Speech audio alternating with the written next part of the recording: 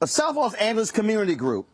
They're fighting back after their bid for the historic Crenshaw Mall was rejected. Downtown Crenshaw Rising says their $115 million offer was the highest one for the property, but it wasn't accepted. Let's talk about it. Joining me now from L.A. is the executive director for Downtown Crenshaw Rising, Damien Goodmon. Damien, glad to have you on Roland Martin Unfiltered. So you say you had the highest bid. How do you know that? Has it been confirmed that y'all had the highest bid and it was turned down? Yes, Roland. I mean, and let's back up a little bit because I think people say we're a development group. We're much more than that. We're the community.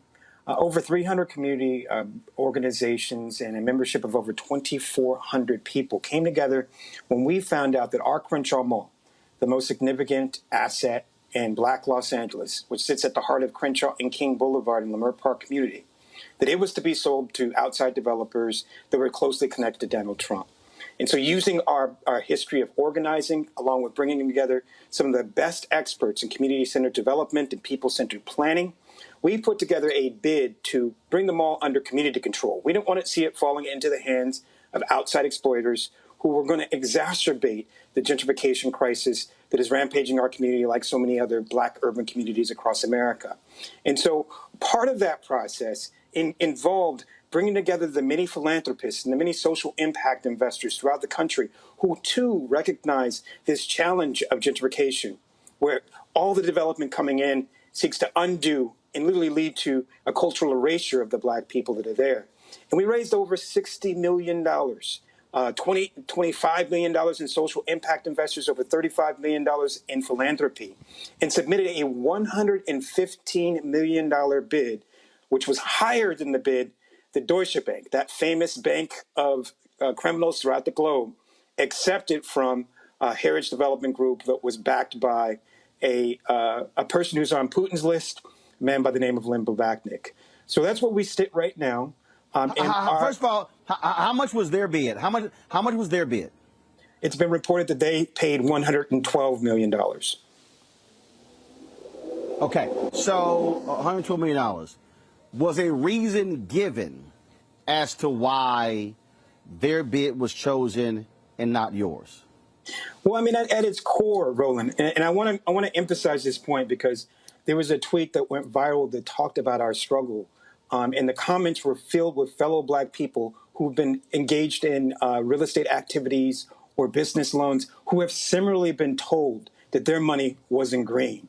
That even though they submitted the highest offer, even though their qualifications were superior, that they weren't qualified. And so Deutsche Bank, again, that infamous bank that is known as the lender to Donald Trump and has all kind of nefarious activities that they've been caught red-handed with across the world, they said, well, you're not qualified. He was more qualified. This man's been bankrupt personally and has had his companies go bankrupt before. Comparatively, we brought in to assist the community in its engagement, the two architecture firms that are responsible for the most iconic Black structures built in the 21st century, the Smithsonian Museum, National Museum of African American History and Culture, and Equal Justice Initiatives, a museum or a memorial for peace and justice down there in Montgomery. Collectively, along with some of the biggest developers on the planet, those that did the World Trade Center after 9/11, we submitted them a fully financed offer, a plan that was developed for the community that sought to bring in affordable housing, not housing we couldn't afford, sought to bring space for the incubation of entrepreneurship businesses that are owned locally, space for worker-owned cooperatives, green space. We presented the whole plan, and we had the money, we had the community, and we had the plan, and they said that we were not qualified to do the project. And were they saying that because you did not have mall development experience, management experience? What was their rationale? We brought in the second largest real estate operation on the planet to be our consultants. I want to be clear about that because there's a difference between where Black people tie themselves to projects where they're just the Black front and the decisions are being made by other people who are outside the community.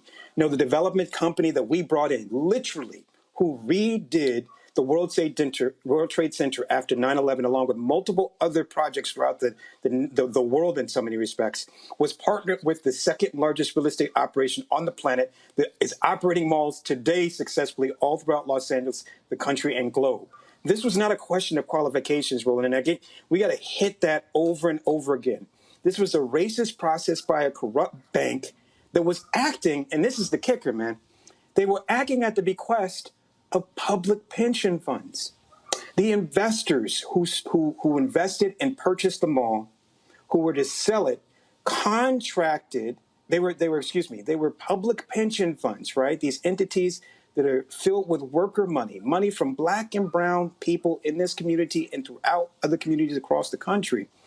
They contracted with DWS, which engaged in this corrupt and racist process. Right now, civil rights organizations, along with ourselves, we're looking at engaging in litigation that lifts up that 1866 Civil Rights Act, the same act that was invoked by Byron Allen when he was denied his opportunity to engage in the acquisition of radio and other multimedia companies. We're looking into that right now, and I think we'll have an announcement quickly. This was old-fashioned racism. This was old-fashioned denial of the opportunity for black people to own, live, build, and thrive in the community that we occupy. Questions for our panel. I'll start with Mustafa. Well, brother, thank you for the work that you're doing. I've spent almost 30 years on place-based work, so I've seen time and time again how difficult it is for black and brown-led projects to actually, make it to fruition.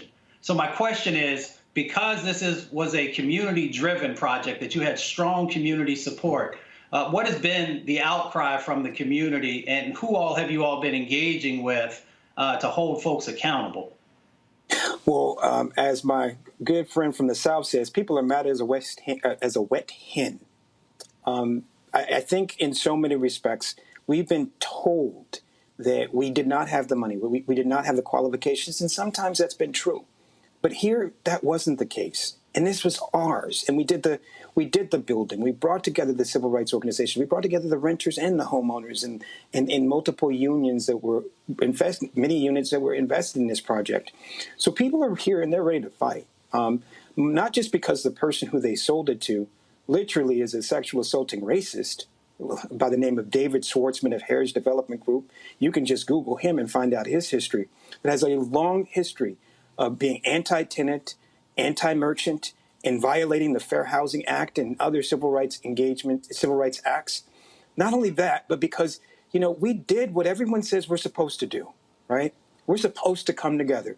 And if black people just came together, things would get better, while ignoring that we must operate in a society that is predicated on systemic racism, where the decisions are being made by white people far away who want to continue the exploitation of our community. We seek to change that entirely by having a project that uplifts, not uproots this community. And that's a threat. That's not just a threat here in Crenshaw. That's a threat to the way these people do business throughout the country and world. Michael. Hey, brother, look, I applaud you for what you're doing, man. And I know it's a tough job. I used to be a general contractor on a construction project here in Detroit, so I understand, for a black-owned company. Quick question for you. You mentioned public pension funds, okay? And a lot of times money managers will loan pension fund money to developers, and the developers will take that pension fund money and come into our communities and gentrify us out of our own communities. Can you talk about, again, the role that pension funds played? What was that statement you made about public pension funds? Brother, you hit the nail on the head. And two of the pension funds, one was the state of Michigan, and the other was the Detroit Police and Fire Pension Fund System. So this was not just pension funds in Los Angeles and California, including the Los Angeles County employees and the UC Board of Regents. These were pension funds throughout the country, and some of the biggest pension funds throughout the nation. New York City employees and New York City teachers, right? And so this is public money, right? Because this is the money that comes directly from the public agency along with the member match, so public employees. And they are a $5.2 trillion investment operation throughout the globe. Collectively, that's how much money these pension funds invest throughout the globe. And much of their investments are into real estate. Well, we found out, and this was news to me, and we're pretty aware, We've listened to people talk about getting pension funds to divest from fossil fuels. Obviously, there's that amazing history of us engaging in the anti-apartheid movement, where we focused on Right. pension funds like the UC Board of Regents to divest from companies that were doing business there. Well, these public pension funds are literally funding some of the biggest and most parasitic and harmful developments in urban communities like Los Angeles. And so they control the decision, along with Deutsche Bank DWS, to decide where the mall that sits in the black community went to. And I want to be clear, we did all the work. We were open. We've had literally over 100 community meetings and a community vision. This was the product and the plan that we were talking about before, which more people can read about at downtowncrenshaw.com, is a community vision. But we weren't the only black-led team. We were the only black community-led team, but we weren't the only black-led team that was passed over. You had some of the biggest black developers in America that were passed over as well.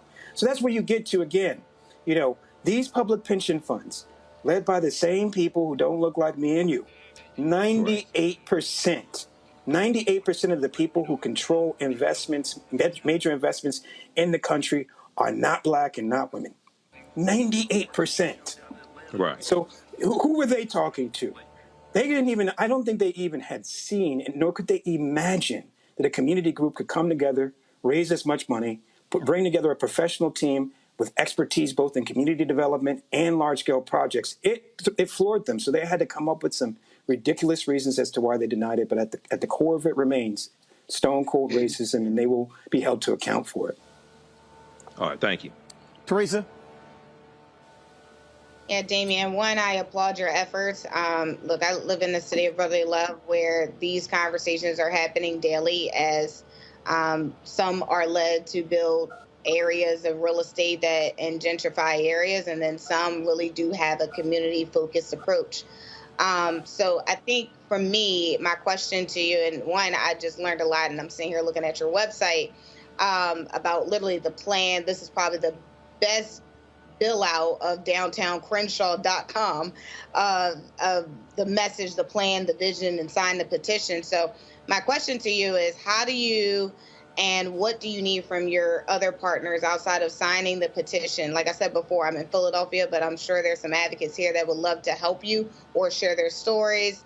Are you guys contacting elected officials? So what needs to be done so nationwide this can also, again, I think it's happening in every city. We just don't know, right? But I think this is a foolproof plan that is like, look, this is what one guy is doing, the midst of 300 organizations is doing, and we need to take note and we need to support. So what can people do?